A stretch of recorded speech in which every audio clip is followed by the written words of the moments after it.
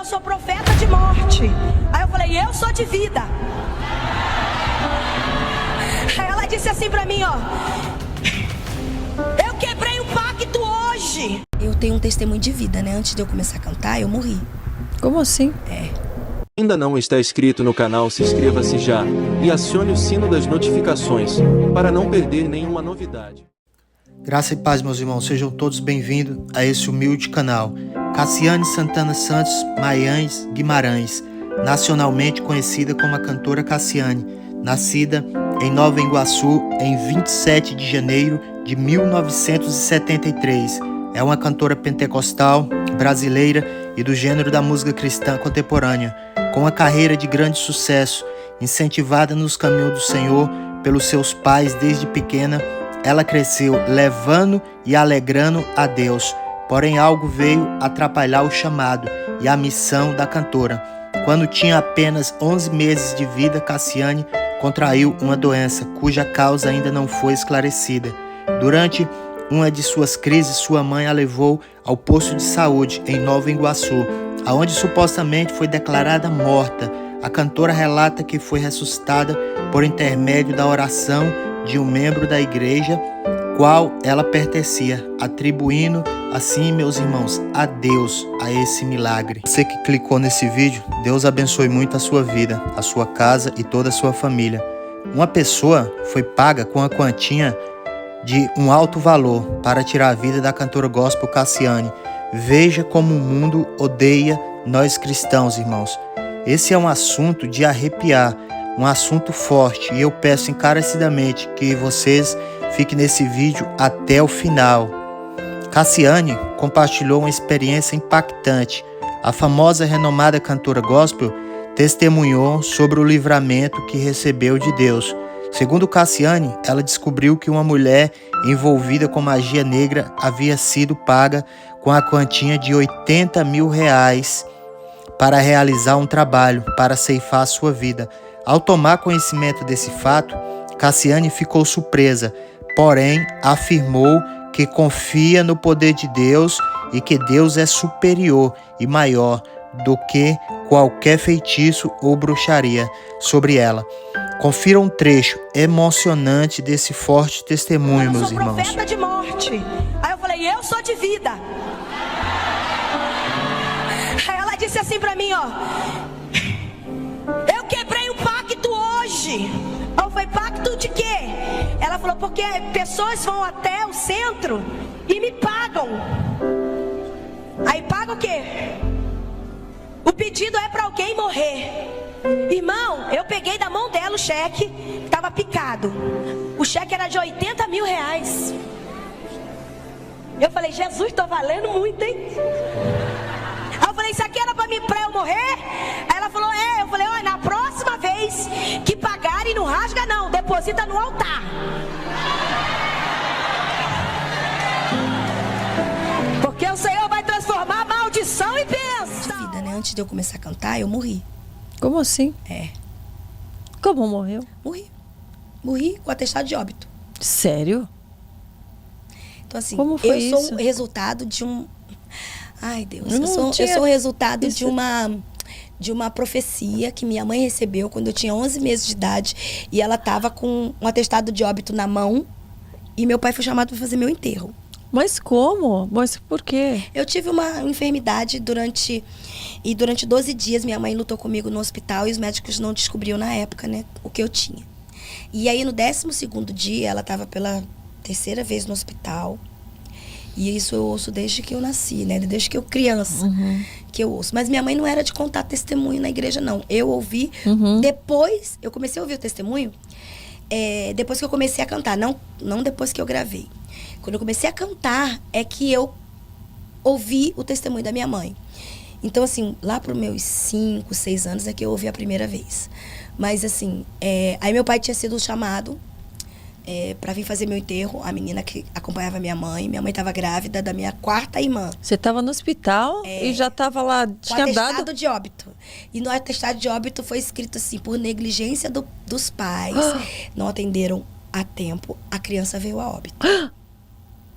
E aí a menina ligou pro meu pai, pegou um orelhão, ligou pro meu pai pra vir fazer meu enterro, porque Cassiane morreu 15 para as 2 da tarde. E aquela confusão. E no hospital, aquela confusão. E você na cama do hospital ali. Tipo, ali deixaram você ali.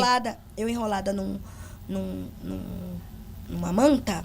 A médica, a minha mãe falou que naquela época era hospital público, recebiam números para ser atendido. Número tal. E tinha muita gente. Aí ela disse que tentou ser atendida várias vezes, desde a hora que ela chegou, e a médica se negava porque ela falava que no plantão dela não furariam fila. Uhum. E aí eu gemendo, até que eu parei de gemer. Quando a médica resolveu atender, porque chegou no número da minha mãe, a médica abriu a manta, e ela já tinha tentado ser atendida umas 3, 4 vezes. Aí abriu a manta, quando me viu, colocou o estetoscópio, isso é o testemunho, né? Colocou o estetoscópio, enfiou o dedo na minha barriga e ficou aquele buraco, porque eu tava muito inchada. Puxou os meus olhos e falou assim, você quer que eu examine o cadáver? Essa criança está morta. Aí foi aquela confusão naquela sala, com um monte de mães. E minha mãe, não, ela não morreu. O quê? Morreu? Aí começou aquela coisa, só que minha mãe estava grávida. Aquela médica escreveu um atestado e disse pra minha mãe que ela tinha que descer com aquele corpo, porque ela não podia mandar, porque senão ela é responsável.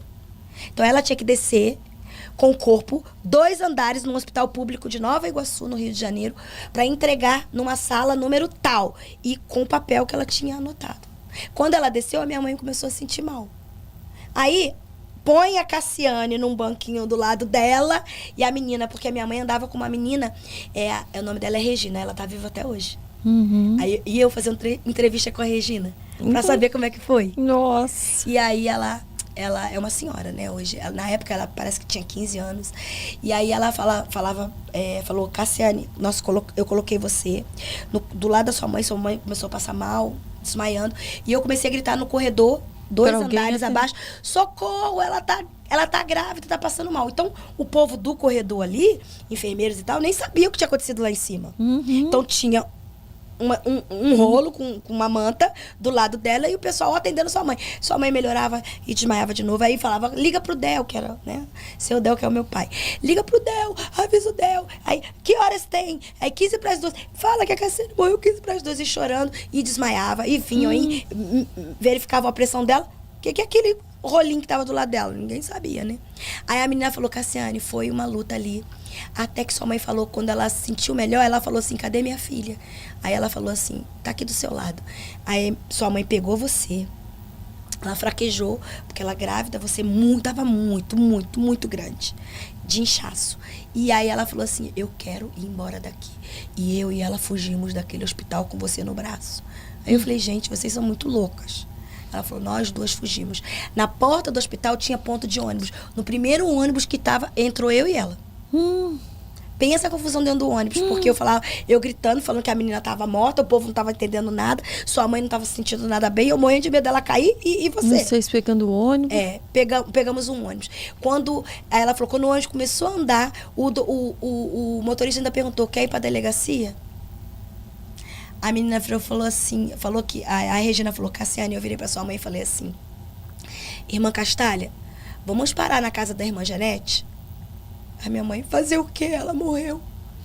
Aí ela disse assim, pra ela orar por você e pelo irmão Del, pra o Senhor consolar o coração de vocês, depois a gente vê isso.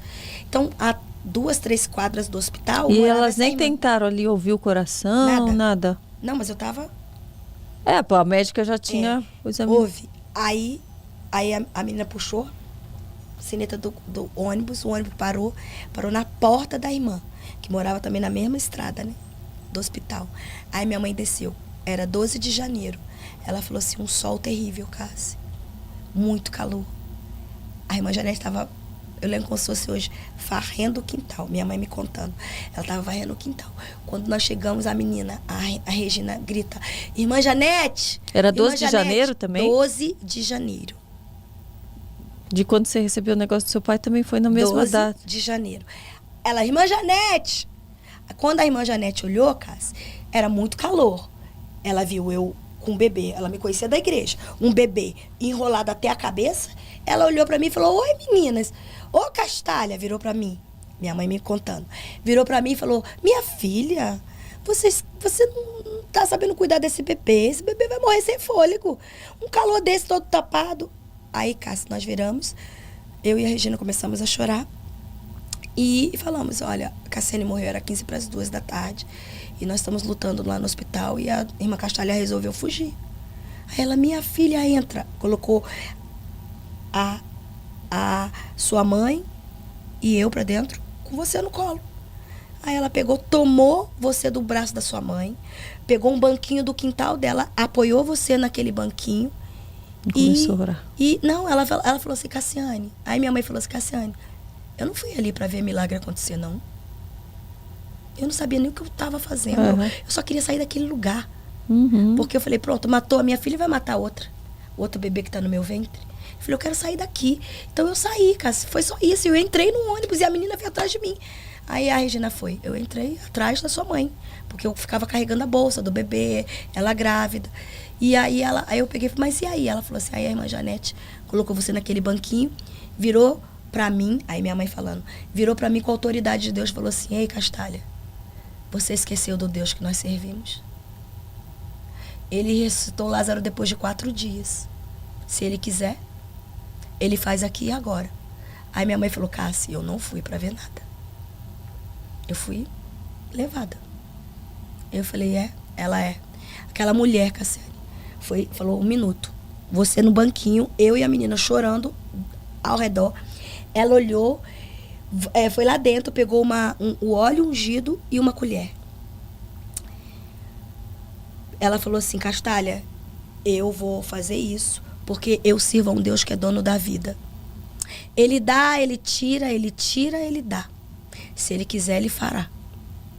Aí minha mãe falou assim, mas irmã Janete, olha a hora. Já passava das 5 horas da tarde. Ela falou assim, eu vou orar. Ela falou, Deus, eu estou orando por esta vida, este corpo. O Senhor é Deus, o Senhor é dono da vida, o Senhor dá, o Senhor tira, o Senhor dá. Então, Deus, eu oro pela tua filha Castalha, pelo teu filho, irmão Del, e pela Cassiane, que está aqui. Aí Deus tomou ela em profecia. Tem um monte de gente que não crê, mas eu sou prova viva disso. Deus tomou aquela mulher, uma senhora, ela era líder do círculo de oração da nossa igreja, e falou assim para minha mãe, minha filha, eis que estou devolvendo a vida a este botão, cuida bem dele porque ele não é mais teu, é meu. Em breve este botão se transformará numa rosa, e esta rosa perfumará muitos jardins, e onde ela não for, eu enviarei a voz dela. Conheça agora o manual que vai elevar o seu conhecimento bíblico. Esse manual vai te fornecer definições e explicações de palavras e conceitos-chave da Bíblia, que te ajudarão a desvendar o significado de passagens difíceis e a identificar temas importantes em toda a Bíblia, aumentando o seu conhecimento. O manual é didático e ilustrado. Diferente da Bíblia tradicional, o manual é repleto de ilustrações, gráficos e imagens. Isso torna o manual muito mais didático e visual, facilitando em até 5 vezes o aprendizado e estudo. Você precisa ir depressa garantir esse manual, pois é limitado, não sabemos até quando vai estar no ar. Clique em Saiba Mais e não perca essa grande oportunidade de elevar o seu conhecimento bíblico ainda mais, de uma forma que irá te fazer economizar muito tempo nos estudos da Palavra de Deus.